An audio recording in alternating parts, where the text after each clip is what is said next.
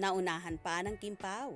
JM, nagulantang sa balitang magjowa na sina Kim at Paulo.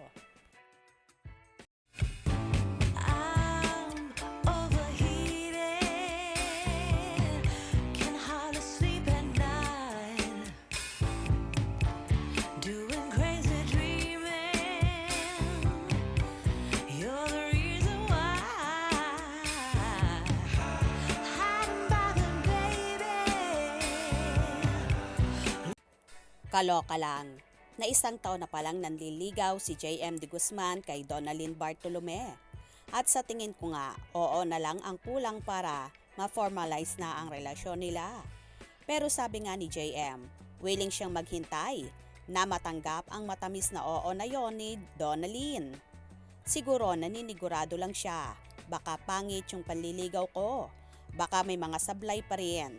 Pero binibigyan naman niya ako ng chance kapag may mga inconsistency. Gusto lang niya na maging consistent ako, sabi ni JM. Exclusively, dating nga ang tingin ngayon sa sitwasyon ni na Donalyn at JM. Pareho nga raw silang hindi nakikipag-date sa iba. Pero ano ba ang nagustuhan niya kay Donalyn para umabot ng isang taon ang panliligaw niya at hindi pa rin siya sinasagot hanggang ngayon? Very strong, independent at very loving sa pamilya niya. Sa trabaho niya, parang napaka-pure niya, sagot ni JM. Gustong gusto rin niya ang pagiging prangka ni Donalyn na kapag may nakikita raw na mali sa kanya, sinasabi agad. Gusto ko yung ganon na hindi ako pinaplastic, sabi ni JM. Paano kung sa huli, busted pala siya kay Donalyn? Hindi ako papayag, liligawan ko pa rin siya. Siya na ang dawan ko, nakangiting sagot ni JM. Naku, mukhang naunahan pa siya na mga kasama niya sa linlang na sina Kim Chiu at Paulo Avellino ha? Saan? Ay, reaksyon ni JM.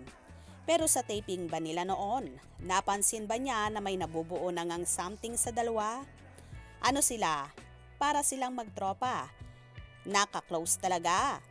Wala naman pong romantic na ano. Wala naman po.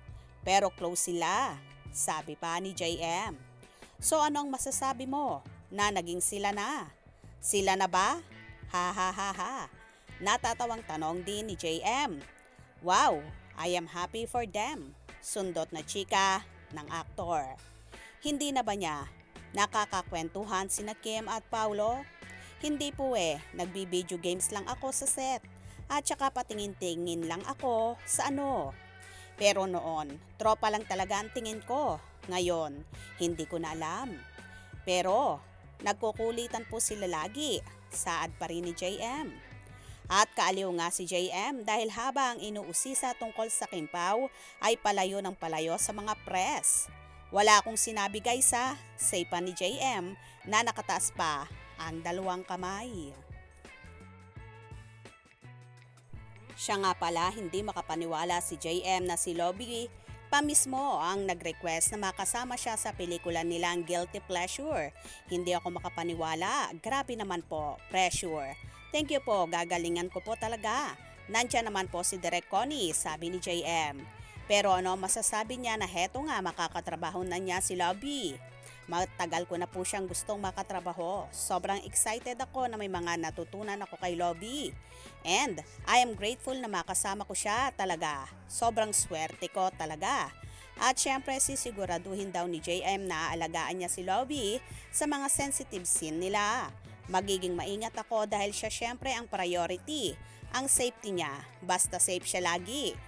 Pag piniprepare ako, ngayon mentally and physically, at sana magawa ko ng maayos. Sambit na lang ni JM. Well, gulat na gulat nga si JM nang matanong ng press people regarding sa pagkakamabutihan ng Kimpaw na ayon nga sa marami ay totoong may something na sa dalawa. Kaya naman tumutok at wag na wag pahuhuli sa mga maiinit na kaganapan. Anong inyong magiging reaksyon sa bidyong ito? Comment below.